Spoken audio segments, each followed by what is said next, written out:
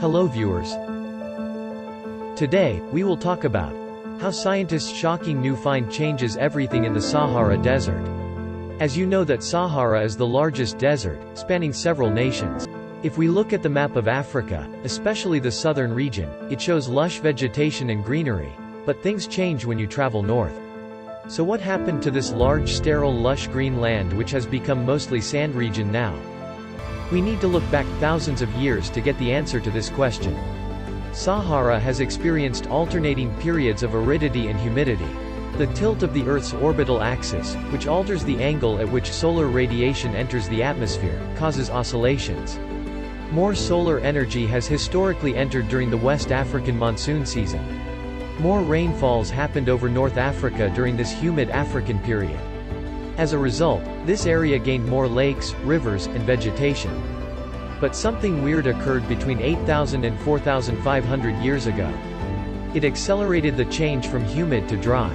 Orbital precession alone couldn't account for this. David Wright, an archaeologist, explained what happened. He gathered environmental and archaeological data from sediment cores and pollen records that were all dated to the same time. In all of these, he noticed a pattern. The results indicated that pastoralists were present during the period. Therefore, grassland was hopscotched by humans and their domesticated animals, and everything was converted to desert and bushes. As a result of overgrazing, atmospheric moisture decreased. The humid period ended as a result, more abruptly. Do you believe whales formerly roamed the African savanna? Indeed, there is proof of this. A group of geologists rode their camels to a valley in the western desert of Egypt in 1902. They found whale bones, some measuring 50 feet long.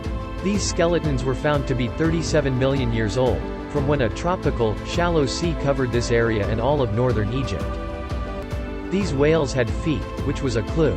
According to scientists, whales were previously extraterrestrial creatures that migrated to the ocean, losing their legs. You must be aware of the lost city of Atlantis. How this relates to the Sahara Desert would surprise you. This leads us to the Richat structure, often known as the Eye of the Sahara. A large bull's-eye-shaped geological structure can be seen in the Sahara Desert. Gemini astronauts captured the first image of it in the 1960s. This area is a geological dome, according to examinations of the rocks found there. 100-million-year-old rocks can be found there. Igneous volcanic deposit is present in the rocks.